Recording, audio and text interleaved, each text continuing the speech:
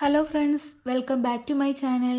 ഇന്ന് ഞാൻ വന്നിട്ടുള്ളത് കുറഞ്ഞ ചേരുവകൾ കൊണ്ട് വളരെ എളുപ്പത്തിൽ തയ്യാറാക്കി എടുക്കാൻ പറ്റുന്ന നല്ല ഹെൽത്തി ആയിട്ടുള്ള ടേസ്റ്റി ആയിട്ടുള്ള ഒരു ഉലുവ കഞ്ഞിയുടെ റെസിപ്പിയുമായിട്ടാണ്. അപ്പോൾ നമുക്കിതെങ്ങനെ തയ്യാറാക്കി എടുക്കുന്നതെന്ന് ഒന്ന് നോക്കിയിട്ട് വരാം.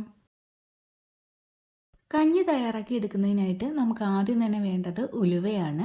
ഞാനിവിടെ 1/4 കപ്പ് ഉലുവയാണ് എടുത്തിട്ടുള്ളത്.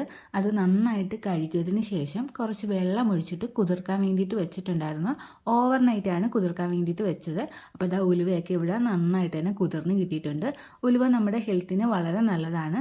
അതുപോലെ തന്നെ നമ്മുടെ സ്കിന്നിനായാലും ഹെയറിനായാലും ഒക്കെ ഇത് വളരെ നല്ലതാണ് കേട്ടോ. അപ്പോൾ ഉലുവ ഇവിടെ നന്നായിട്ട് കുതിർന്ന് കിട്ടിയിട്ടുണ്ട്.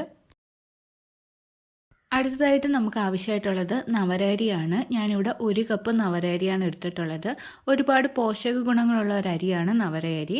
ഇതില്ല എന്നുണ്ടെങ്കിൽ തവിടോട് കൂടിയിട്ടുള്ള വേറെ ഏത് അരി വേണമെങ്കിലും ഉപയോഗിക്കാവുന്നതാണ്.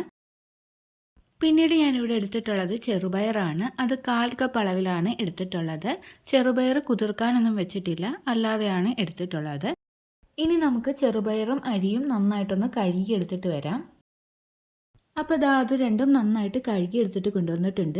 ഇനി നമുക്കിതൊന്ന് വേവിച്ചിട്ടെടുക്കാം.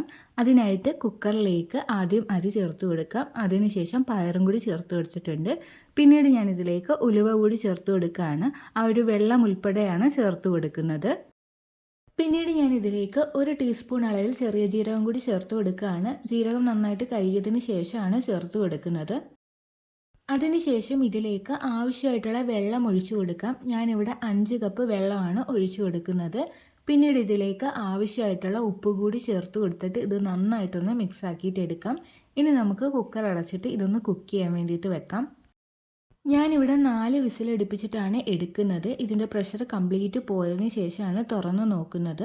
ഹൈ ഫ്ലെയിമിൽ 1 വിസിലും മീഡിയം ഫ്ലെയിമിൽ 3 വിസിലുമാണ് അടുപ്പിക്കുന്നത്. നമ്മൾ എടുക്കുന്ന കുക്കറിൻ്റെയും ഫ്ലെയിമിൻ്റെ അനുസരിച്ചിട്ട് ഈ ഒരു വിസിലിൻ്റെ എണ്ണത്തിൽ വ്യത്യാസം വരാം. അപ്പോൾ അത് നോക്കിയിട്ട് ചെയ്യുക. അപ്പോൾ വിസിലൊക്കെ വന്ന് പ്രഷറൊക്കെ കംപ്ലീറ്റ് പോയിട്ടുണ്ട്. നമുക്കിനി കുക്കർ ഒന്ന് തുറന്ന് നോക്കാം. അപ്പോൾ അരിയൊക്കെ ഇവിടെ നന്നായിട്ട് വെന്ത് കിട്ടിയിട്ടുണ്ട് കേട്ടോ. അരിയും പയറും ഉലുവയൊക്കെ നന്നായിട്ട് തന്നെ വെന്ത് വന്നിട്ടുണ്ട്.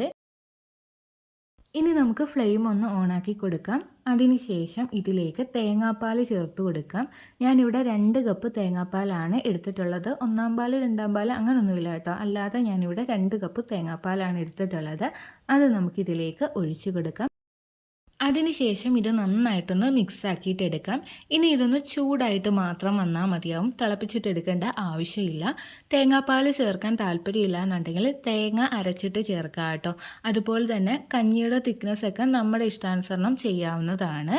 ഇനി ഇതിലേക്ക് വേണം എന്നുണ്ടെങ്കിൽ കുറച്ച് നെയ്യ് ചേർത്ത് കൊടുക്കുക കേട്ടോ. ഞാനിവിടെ ചേർത്ത് കൊടുക്കുന്നില്ല. 1 ടീസ്പൂണോളം നെയ്യ് വേണമെങ്കിൽ ചേർത്ത് കൊടുക്കാവുന്നതാണ്.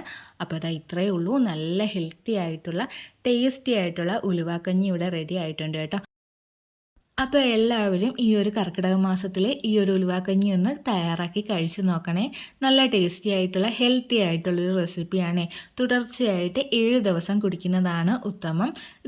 ഇതിൽ നമ്മൾ വളരെ കുറഞ്ഞ ചേരുവകൾ മാത്രമാണ് ഉപയോഗിച്ചിട്ടുള്ളത്. വെറും 4 ചേരുവകൾ മാത്രമാണ്. അത് നമ്മുടെ വീട്ടിൽ എപ്പോഴും ഉള്ള ചേരുവകളൊക്കെ തന്നെയാണ്. അപ്പോൾ എല്ലാവരും തയ്യാറാക്കി കുടിച്ച് നോക്കൂ.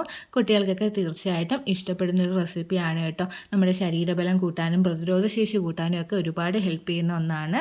കർക്കിടക മാസത്തിൽ കഴിക്കാൻ പറ്റിയിട്ടുള്ള കുറേ റെസിപ്പീസിൻ്റെ വീഡിയോസൊക്കെ നമ്മുടെ ചാനലിലുണ്ട് കേട്ടോ. അപ്പോൾ എല്ലാവരും അതും കൂടി ഒന്ന് പോയി കണ്ടു നോക്കണേ. വീഡിയോ ഇഷ്ടമായിട്ടുണ്ടെങ്കിൽ ലൈക്ക് ചെയ്യാൻ മറന്നു പോകല്ലേ. ആദ്യമായിട്ട് ചാനൽ കാണുന്ന കൂട്ടുകാരാരെങ്കിലും ഒക്കെ ഉണ്ടെങ്കിൽ പ്ലീസ് ഒന്ന് സബ്സ്ക്രൈബ് ചെയ്ത് സപ്പോർട്ടും കൂടി ചെയ്യണേ.